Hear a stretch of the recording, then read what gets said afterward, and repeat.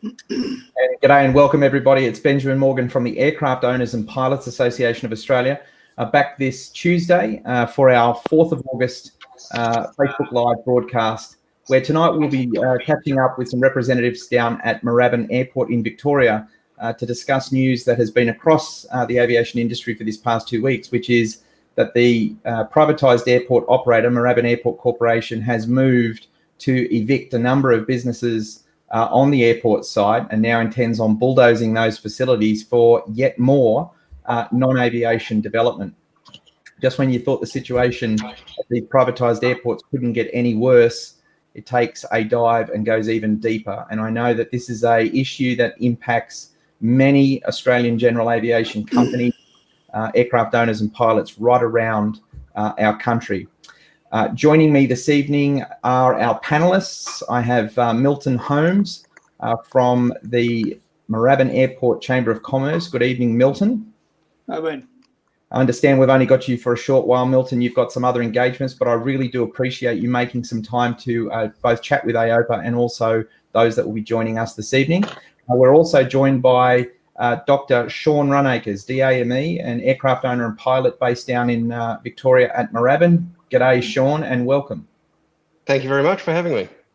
That's okay. And also Allan Middleton. Allan is former RAOS director and is the executive officer of the Moorabbin Airport Corporation based at Moorabbin, and is also an airport owner himself and is an experienced aircraft owner and pilot. Thank you for joining us this Tuesday, Allan. Thanks, Ben. Hello all. Okay, well, I guess set the ground rules and the framework. These panel forums are designed to be an open and candid conversation about issues that are impacting our industry. And I do invite you just to have a frank and fearless conversation about the issues as we see them. Obviously, let's not get involved in any personal attacks and be as gentle as we possibly can. Before we really kick into the questions, I just want to highlight an issue which I know that there will be some people this evening wondering, and that is why hold this panel discussion and not have the individual businesses themselves that have been evicted? And the very simple answer to that is that these businesses are currently, in some cases, desperately trying to renegotiate their positions with Moorabbin Airport Corporation to assure that they will have a future at the site, and it would prejudice and possibly cause significant concern through those negotiations. So we felt at this stage, whilst those negotiations are going on, that it would be an opportunity to speak to some other parties on the airport, and we undoubtedly will be back to those businesses as soon as we can to get their side of this story as well. First question I have for everybody this evening is, obviously we're all completely familiar with what's going on at these privatised airports, and I doubt that any participant of the aviation industry in this country is under any illusion that these airports are being run by property developers who largely masquerade as airport people. I mean, Milton, what's your experience with this? Are we looking at Australia's aviation infrastructure being gobbled up and taken by greedy developers? Well, I probably won't use the word greedy. They're certainly developers, and they're just doing what they professionally do, and that is the commercial operation. As for them slowly, step by step, taking pieces out of the infrastructure, yes, I think that is the case, and it's something that's clearly been going on for some time and is going to continue for some time as things stand. I really don't see an end to that at this point. Well, Milton, obviously what we're seeing at airport sites like Moorabbin is we're just seeing more and more and more of the land space disappear. I actually prepared a slide this evening, and I'd like to share that slide for everybody, and then we can return to the conversation. I'll see if my technology is going to allow me to do this properly here. So hopefully, fingers crossed, I can get this right. So I'll share my entire screen here, and we have I've produced a little map, and I have to excuse my graphics. I don't have a graphics team to look after me here. We've got to do it myself. This is a map of Moorabbin Airport. And as we can see, we've got the two runway configurations there. What I can do is I can overlay this green tile that shows the airport site. And then what I can do is overlay this yellow slide that shows what's now been developed since privatisation into non-aviation development. And that's a considerable portion of land. And now if I overlay the next slide, this shows the next parcel of land that the Airport Corporation is seeking to develop. That's a pretty confronting slide by any measure. Just how much land will be left at Moorabbin for aviation if this trend continues? Well, that's a very concerning thing, because with the present new development in the western end, there is a considerable number of aircraft parked up there at the moment, or they're slowly being moved. Where they're going to find parking in the future is open to question, particularly as a lot of the centre parking in some of the other areas is going to be removed, and that, I understand, is at the direction of CASA. So parking space is going to, it looks to me, is going to become at a premium. Okay, so recently news was announced that the Airport Corporation was going to be evicting these aviation businesses from the airport, but this isn't in fact new news. This is part of a development, I guess, a development package that had been included in a 2015 master plan that was previously approved, Milton. Yes, that is the case. It's one thing that I find disappointing from the Moorabbin Airport Chamber of Commerce's point of view is that we've tried to encourage operators to hang together and work together for their mutual good during the whole of this period. But we have been not all that successful in doing so. Some have joined in, but others haven't. And I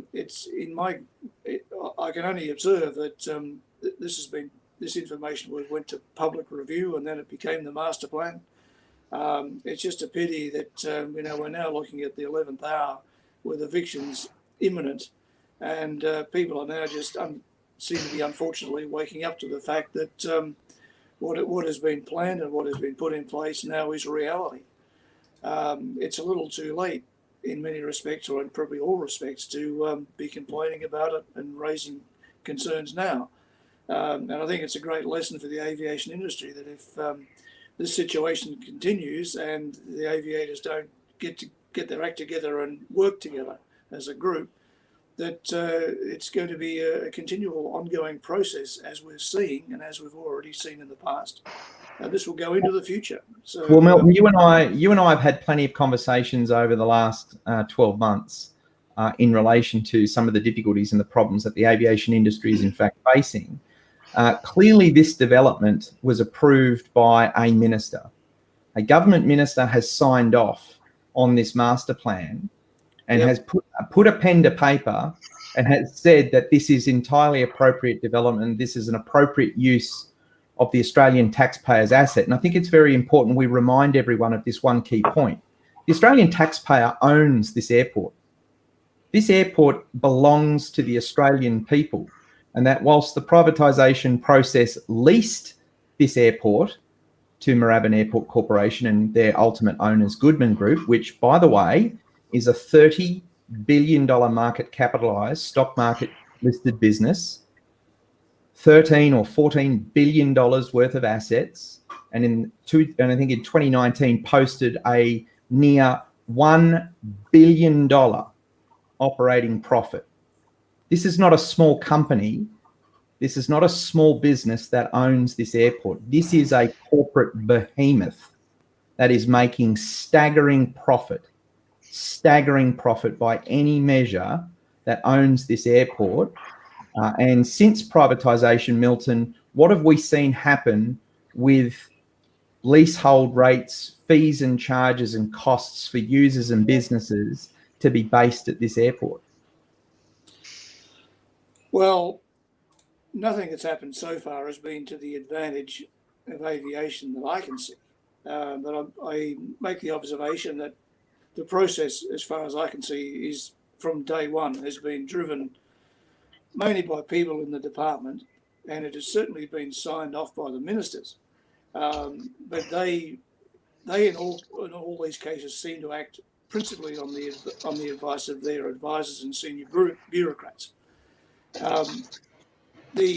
and that's gone on ever since the airports were first privatised.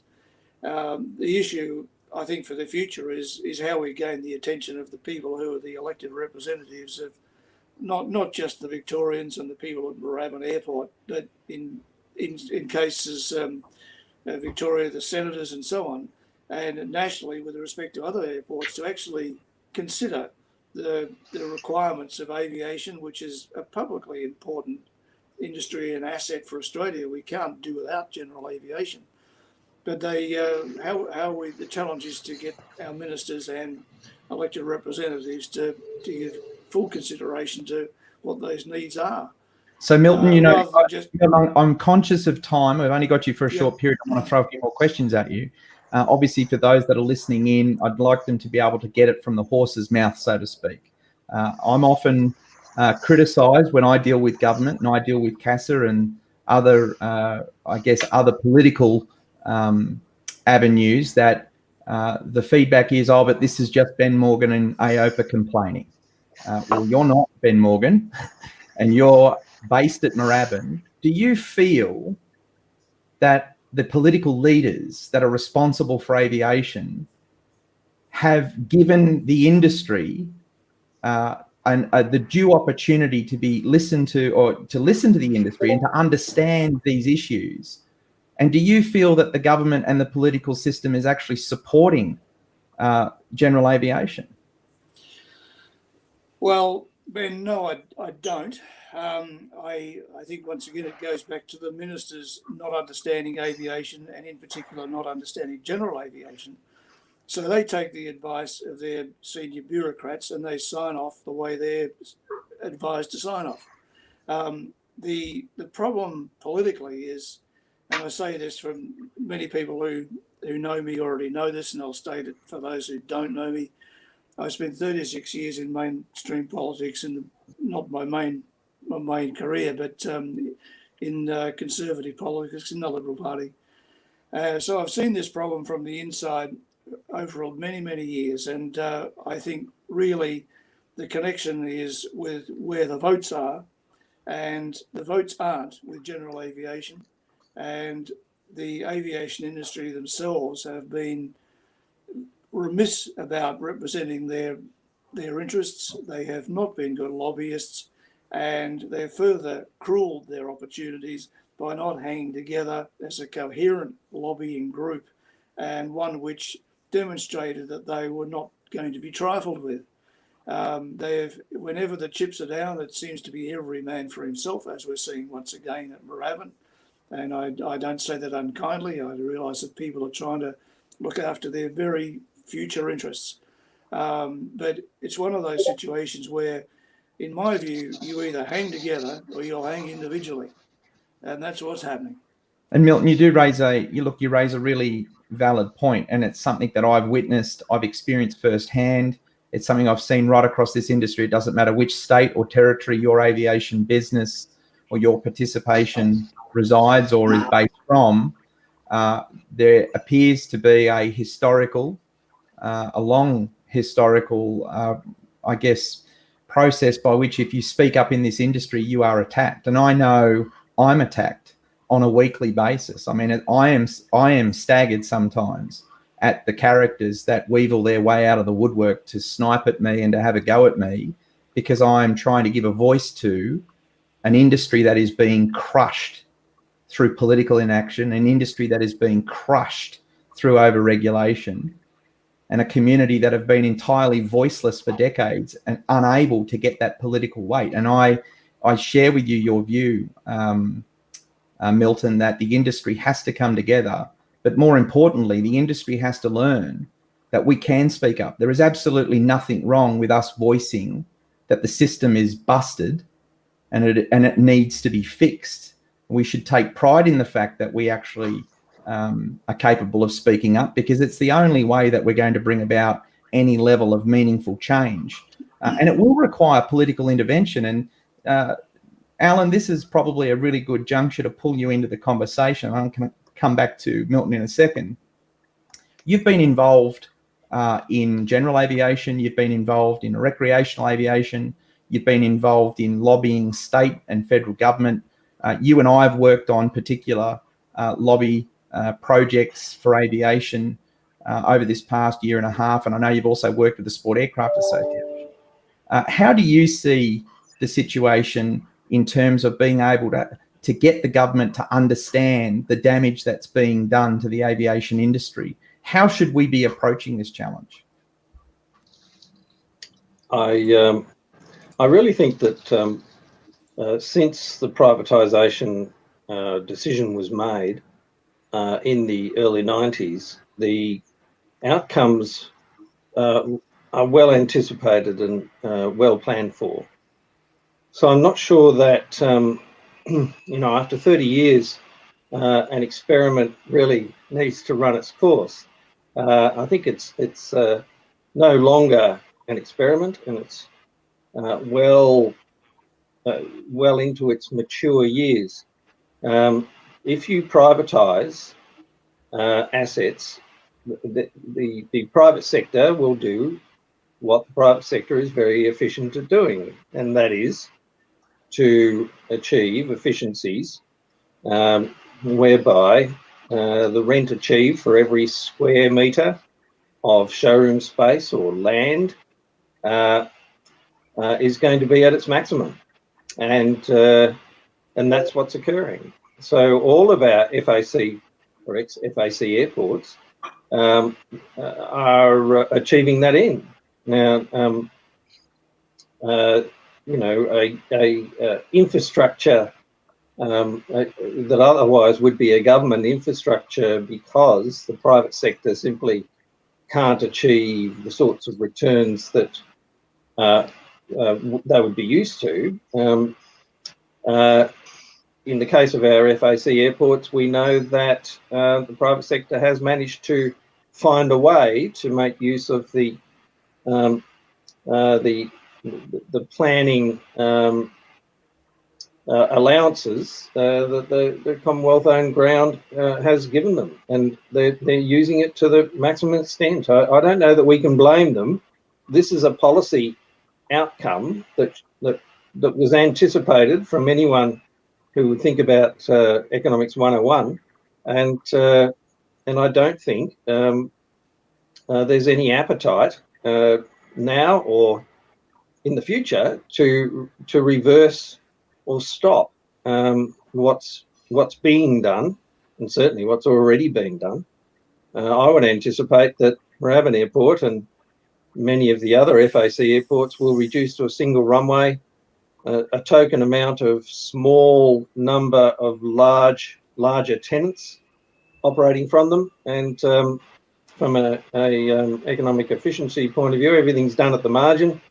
Having small operators and GA, smaller aircraft, ad hoc flying in and out is not an efficient way to run a commercially oriented airport. It's certainly not the way that I run our airport up in Townsville. It's far too inefficient, far too hard to maintain 100 or more small operators compared to large anchor tenants of 4 or 5 of them, which would give more returns for far less effort. That's the way of our airports. Certainly, no doubt, Allan, and I would agree with you in what you're saying, that the privatised airport operators now, most certainly, because they are commercial organisations, view these airports as a profit-making enterprise, and their focus is on trying to maximise that profit-making. And look, we see this everywhere there has been a privatised airport in this country. We are seeing that mentality being driven to its absolute maximum potential, so much so that we saw for the first time the airline industry come out in late 2019, and they started actively campaigning and lobbying the federal government in saying that we, the airlines, the domestic, regional and international airlines, can no longer afford to actually use some of these airports. We're being charged to a position in which the cost of accessing these airports is making the airfares unaffordable. And that is just almost an incomprehensible situation to be in, that the physical airport infrastructure that is actually vital to keeping the Australian economy turning has just been turned into a money-making tap for companies that quite literally have nothing to do with aviation other than they're there to convert them to non-aviation land banks. And so, you know, I went down to Moorabbin not long ago, Dr. Sean Runacres. I came down to an event at the Victorian Aero Club to catch up with members. And whilst I was there, I had a tour of all of the development that's gone on across the Moorabbin site. And I'm staggered, absolutely staggered at the non-aviation industrial commercial. And it left me wondering, what hope does the little guy, the little business, the small to medium-sized enterprises that make up general aviation, what hope do these small businesses have of being able to try and negotiate with such a company to get access to the airport site at an economic rate in which the business will be feasible and sustainable? You obviously have your own experiences there. How hard is it to work with MAC to get that opportunity to move in? Phenomenally. I've had nothing but brick walls and difficult times trying to deal with the airport. I've been trying since July 2019 to try and obtain hangarage for my own aircraft and an appropriate site for a decent medical facility, and the airport is just not interested in talking to me. And they've been saying for probably 9 months of the last 12, the first 9 months, you know, we've got this wonderful big project that we're going to develop. And I'm like, you know, how does that help aviation? It doesn't. You know, to the point. Oh no, you know, all of that development, there quite literally must be hundreds of millions of dollars worth of commercial industrial development that has taken place at Moorabbin. How many new hangars have been built at Moorabbin Airport to attract private owners to park their business and private aircraft and be part of the aviation community? I think there's been 2 since 1999. 2 hangars. Yep. Hundreds of millions of dollars, hundreds of millions of dollars of commercial industrial warehouse development spanning a considerable percentage of the land space at Moorabbin Airport, and we've got possibly 2 new hangars since privatisation. And this site that's being developed at the moment has got 7 hangars being removed from the airport. Now, I did meet with the airport last week, and they said that there are some new hangars that are possibly coming online. They're not going to be until 2021 at the earliest. And I said, how many have you got sort of earmarked for actually happening? They said 1. Well, I filled that. You know, I've got people who are banging on my door saying, if you get a hangar, can I come in it? So from my point of view, it's full, and I know there's other people looking. Well, I've had, in the 4 years that I've been with AOPA, I've had no end of people who've contacted me to say that they have tried desperately to meet with MAC and to have a conversation. Well, first of all, what they say to me is MAC is almost never available to meet, and that they are very difficult to get a hold of. Their offices are, I am told, their offices are sometimes not even manned down there, and you've got to phone through. And most of the time the reports were that they were leaving phone messages and desperately trying to get people to return them. And so, you know, from an accessibility perspective, the airport operator is, you know, probably not as accessible as maybe they hoped they would be. But the feedback I'm getting is aircraft owners have found it almost impossible to be able to negotiate to get an aeroplane in at that site. So my experience is that I've tried. I think I've got documented about half a dozen times where I've asked somebody to call me back. Nobody's called me back. The only way that I actually managed to get somebody to call me was I contacted the minister's office, who then put me onto the Department of Infrastructure, and I kicked up a little bit of a, you know, what's going on? This is unreasonable. And I still think it took them about 6 weeks to phone me. Might I suggest the next time that you need to speak to them, you tell them you're the group chief executive of Costco, and you'll be not only get a phone call from them, you'll probably get a Christmas hamper and an invitation to ride around in a limo. Obviously, it's a focus of just how much motivation these property people need in order to have a conversation. And I guess it amplifies the point that I'm most concerned at, and that is general aviation is not getting a shoe in here. General aviation is being treated like it is quite literally the problem at Moorabbin, and it's not being treated like it is in fact the opportunity. And we can see that by the fact that the economics around where they see their opportunity is clearly large industrial. Milton, you made the comment earlier, which is they have complied with the requirements of that lease. Yes, that's... Sorry? Sorry, Ben, I went too quick. Say again. We spoke earlier, and I said to you, how do you feel that they've managed this site? And you've said to me, probably a little bit facetiously, that they have complied with the lease. I mean, is this a case that we've got an airport operator that is doing the absolute bare minimum around aviation so that they can continue to do their non-aviation development where they are quite clearly making all their cream? Well, I think that is the case. I mean, the reality of the situation, Ben, is that the Goodman Corporation is not an airport operator. They are, to the extent that they have a lease, pardon me, everybody, they have a lease which requires them to operate an airport. But apart from that, having fulfilled that minimum requirement, the opportunity is on the commercial side. And look, if I was in Goodman's shoes, if I was chair of their board, I'd be doing the same thing. The money is in the commercial side. Running the airport is what keeps them the lease, it keeps them the access. Aviation is not a money spinner. And if you look at individual operators, they're small fry. They don't add up to much, but if you can build a large warehouse, a Costco, or a building which operates a number of big offices for big corporations, well, that's clearly the commercial way to go, and that's what they're doing. You can't blame them for doing what they're supposed to be doing as a public company. But in terms of aviation, we hear community consultation thrown around beautifully with these privatised airport operators. They have these great things called the safety committee and the community committee and the aviation committee. And there's a committee for everything.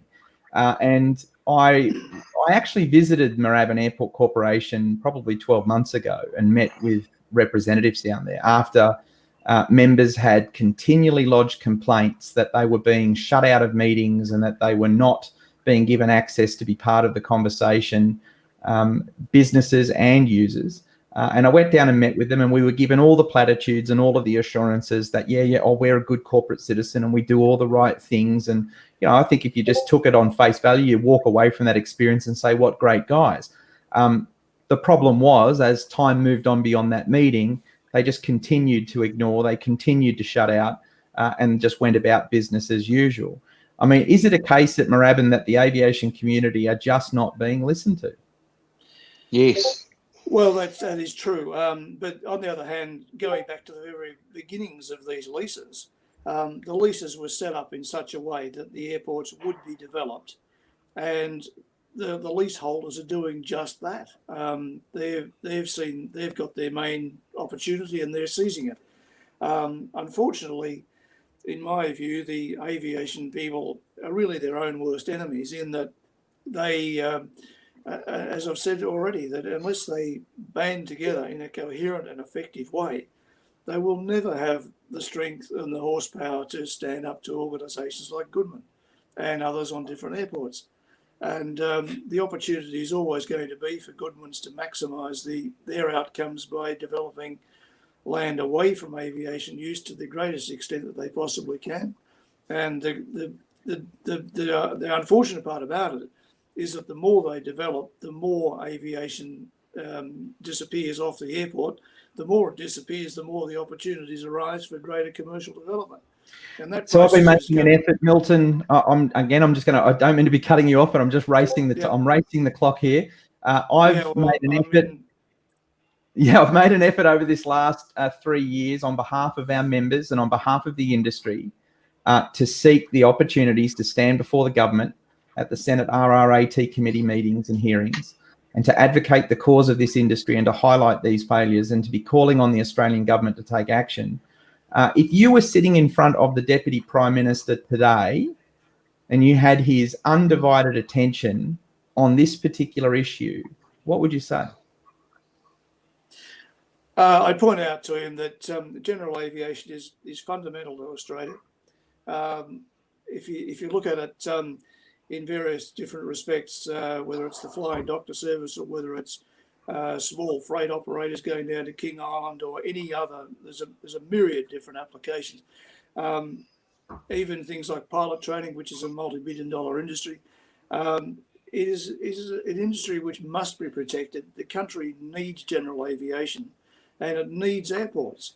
And the reality is that if this process keeps on going, that eventually you arise at a situation where the government will be confronted with other problems, in that other major airports will find there's a flow on of traffic there which they probably didn't need, but no longer fits at other smaller airports like Moorabbin and Bankstown and so on, because they've been pushed out by commercial non-aviation interests.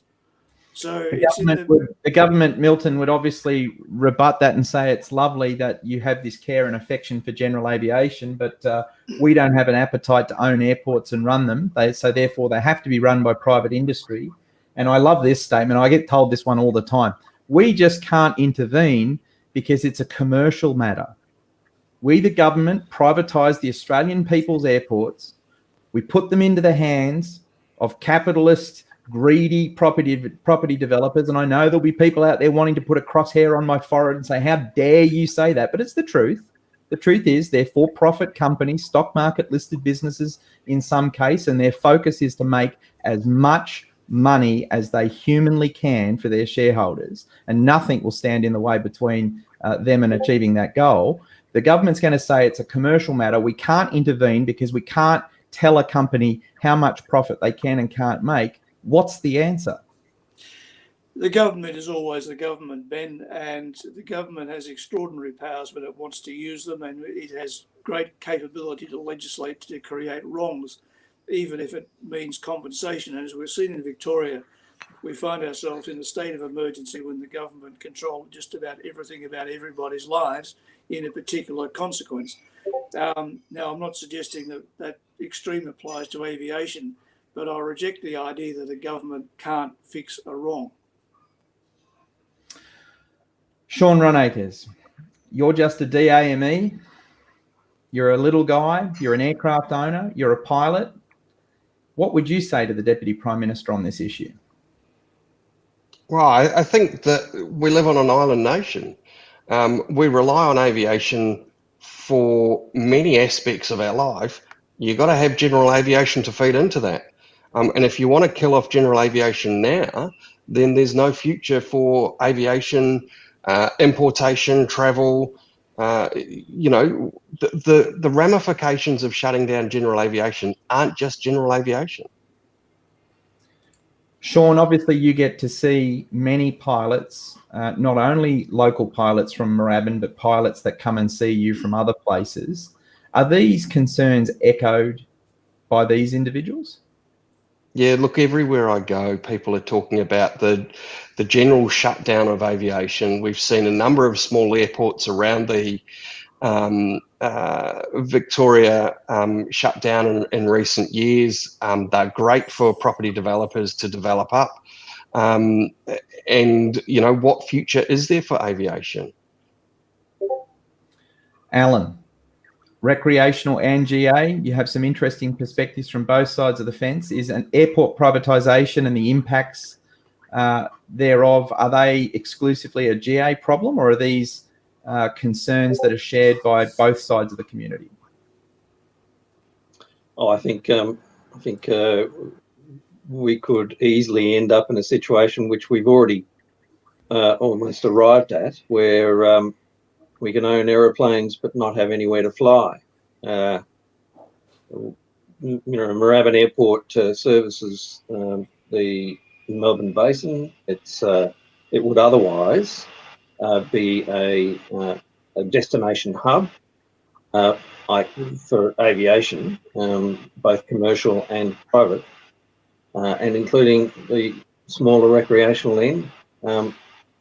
It's not that way anymore. The fees to get into Moorabbin start, I think, at about $45 a day, and $4,000 for let's say a Bonanza, privately owned, on a annual basis. If you're going to sign up for an annual parking on the tarmac. The Chamber of Commerce deals with all Moorabbin businesses, and the Chamber needs to more and more become au fait with businesses that are non-aviation, that are retail, industrial, and pretty soon, according to the master plan, we're even looking at aged care. Now, all of this... Alan, I'm going to, again, just conscious of time, I was quite blown away during my conversations with the Airlines for Australia and New Zealand, the organisation that was set up by Qantas and Virgin and Tiger and all these other airlines that came together to try and lobby the government. They believe they had the former ACCC chair leading that charge last year. And during those conversations, I learnt that it's not just the aviation community that's screaming about the devastating impacts of airport privatisation, but now at Australia's domestic and international airports in just about every state, we have rental car companies, we have food outlets, retail stores, we have all number of companies that are just being ratcheted for higher and higher fees. And it's getting to a point where the businesses are all screaming that this is unsustainable. I think I read in one news article that I'm not sure if it was Melbourne Airport or Sydney Airport over a process had made, some colossal figure, like literally hundreds of millions of dollars out of car parking at the airports. It's clear, it is as clear as daylight that the Australian consumer and the Australian business community are being raped. There is no other word, raped. And the Australian taxpayer is being raped of our infrastructure and our airport assets that we own. And our political leaders are allowing this to happen. And I think it is somewhat bewildering. It's bewildering when I hear the likes of the Department of Infrastructure, or worse still, the Minister's Office, making comments that they have no control. That, I think it's just an absolute furphy. I think it's dishonesty of the highest order. Of course they have control. Of course they have control. They're the Australian bloody government. They are well and truly in a position. They wrote the leases. Say again, Milton? They wrote the leases. Well, they did write the leases, and I think that there's, I've raised this question a couple of times on other discussions, and I would put the same questions. What are the answers? Is the answers that we re-federalise the airports?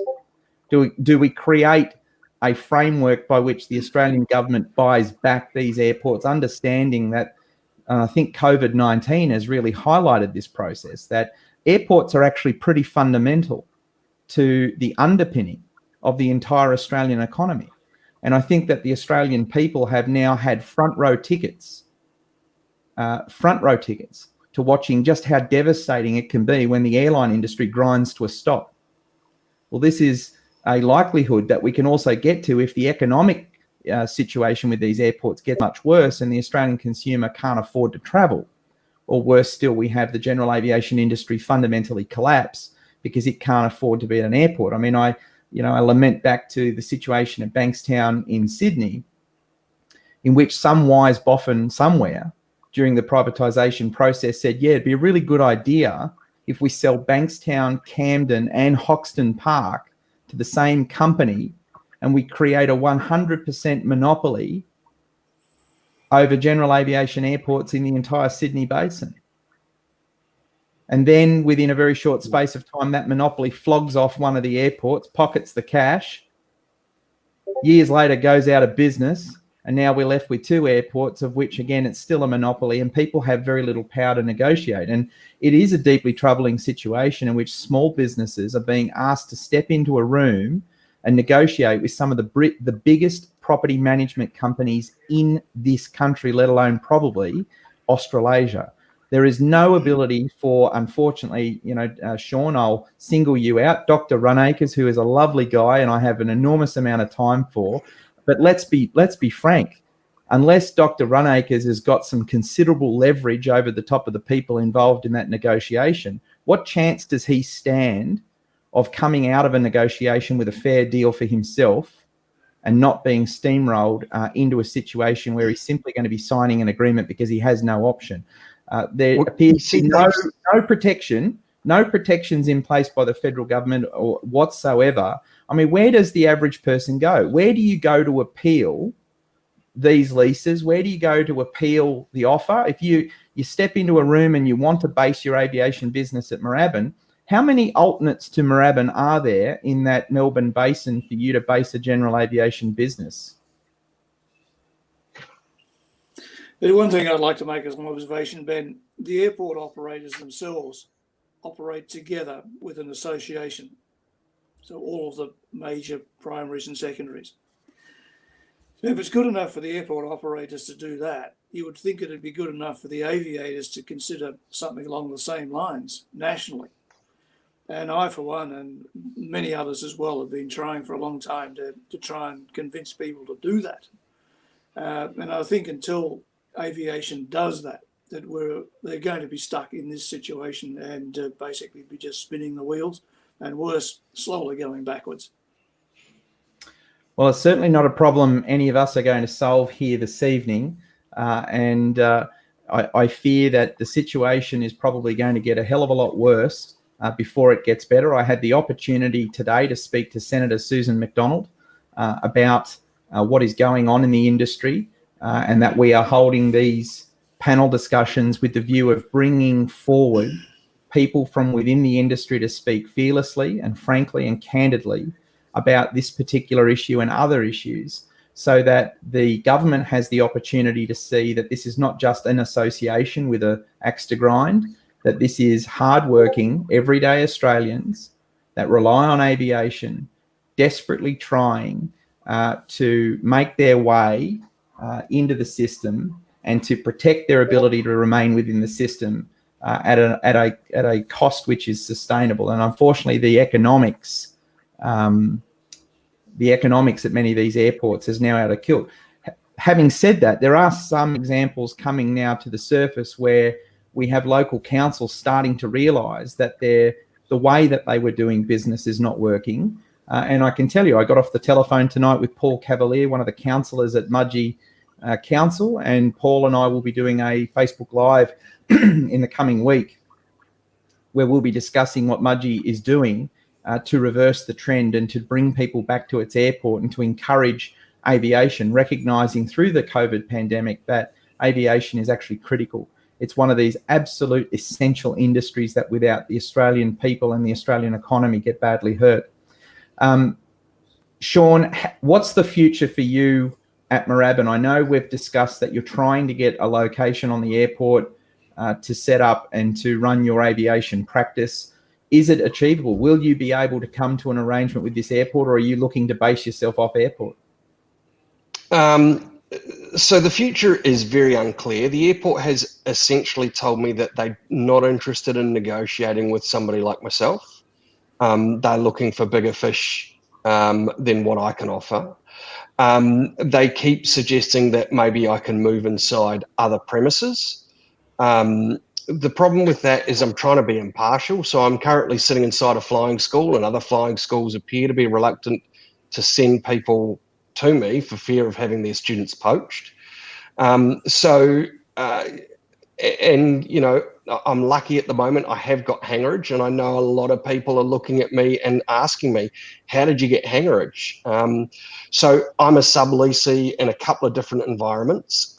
I really don't want to move off airport, and I'm looking at options to make that work. But as I say, the airport is not interested in discussing it with me. They've said that to my face. And so non-aviation options around the airport, does it look like that might be the future? The problem is that non-aviation means that essentially I'd be looking at commercial leases. There's not enough aviation medicine to make it full time, so I can't afford to be doing the other things. And if I were to be, I'm going to have to be some substantial way away from the airport, which defeats the purpose. Allan, obviously being with the chamber, you're plugged into many of the other businesses. Is it likely that we'll see more of the businesses at Moorabbin Airport departing? Well, it's hard to separate the local effects from the broader aviation effects, and each impacts on the other, I'm sure. You know, I think this is government policy undertaken by private sector accident. And whilst we can talk about alternatives to Moorabbin, because we need to, simply because Moorabbin is reducing its opportunities for people to set up business, I think we're going to run out of options. You know, policy decisions are always 20, 30, 50 years as a horizon, and this is an accident that it seems to me and many others that government is probably going to regret, and the future is not so far away for that. Well, I definitely get the sense that the policymakers and the decision makers within the bureaucracy that appear to be paralysed from doing the right thing here. Maybe what would sort them out is some kind of commission into corruption, and to do some backgrounds on those people and to look at if they've got any connections with any of these airport privatised operating companies. Because there does seem to be a roadblock here that no one has ever been able to explain to me, which is, why can't we do the right thing? Why can't the government do the right thing by the Australian people and protect the infrastructure from being consumed and leaving our aviation industry with no basis to conduct its business? And I've listened to a lot of people talk on this issue, and people just tend to shrug their shoulders and go, oh, we don't know what to do. Well, there's no such thing as coincidence. Either things aren't being done for a reason, or there's blind stupidity going on. And I think the jury's out as to whether the really stupidity is going on or not. Guys, I'd like to thank everyone for making some time to come and have a chat with us tonight about this issue. I think from the outset, we're not going to be able to solve this issue easily. As one of the comments that have come through this evening has said, that it will take direct political intervention to solve the airport privatisations or airport privatisation problem. It will take political courage. It'll take a minister who is willing to stand with the people, the hardworking Australians and people of this industry, to stand up for what is right and to face the difficult task of bringing the privatised airports to heel. And it won't be easy. And many of these privatised airports will want to threaten legal action, and they'll want to threaten the government with all kinds of retribution if the government intervenes.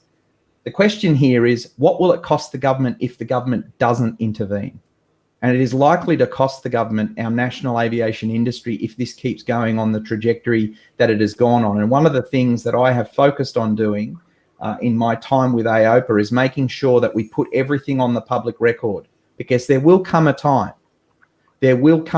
when there is a royal commission into what has taken place with the privatisation of these assets. And during that process, people are going to be named. The failures of people to do the right thing and to uphold the law and to ensure that the industry was protected will be named. And I want to make certain that the people of this industry have had the opportunity to be on the record, and for that to happen, because it's actually quite important. We had an accident at Essendon Airport not that long ago, happened on the day of my birthday in 2017, I believe it was. We had a tragic accident where a King Air crashed into a DFO building. That building, you know, you speak to people across the aviation industry and everyone's shaking their heads, just going, how did it ever get built? That's a safety issue, let alone a property development issue. It's time for a radical rethink. The government has to completely rethink what it's doing with these privatised airports and has to approach this challenge from a new perspective, because this current direction that the government is on is actually failing at a phenomenal rate. And the last thing we want to see is A, people killed, and B, the industry damaged beyond repair. I'm sure every one of us would be sitting side by side with time tonight. Milton, I know that you're under pressure tonight and you've sat here for the last 50 minutes well beyond your cut-off time, and I really do value it. Dr. Sean Runacres, it's always great to catch up with you, and I know that you were racing to get to our stream this evening. And Allan, as always, it's been a pleasure. Thank you very much. Yeah, Thanks, Ben. Thanks, Ben. Thanks. Obviously, the issue of airport privatisation is something that is not just impacting the communities at Moorabbin or Bankstown, but it also impacts communities right across Australia. If you've got examples of difficulties that you're having with your airport operators and you would like the opportunity to speak about that and to put some voice to it, I certainly do invite you to make contact with AOPA Australia. We absolutely will champion your cause and see to it that you're given your opportunity to put that forward. Thank you, everyone, for continuing to watch our stream series. We're going to be doing these every Tuesday night. Next week, I have a very interesting guest who will be joining us to discuss the situation that they had in a helicopter with a property owner that rammed that helicopter. It's a very interesting story and one that is certainly raised a lot of questions to AOPA in the response that it was given by CASA. So thank you again for everyone watching, and stay tuned until next week.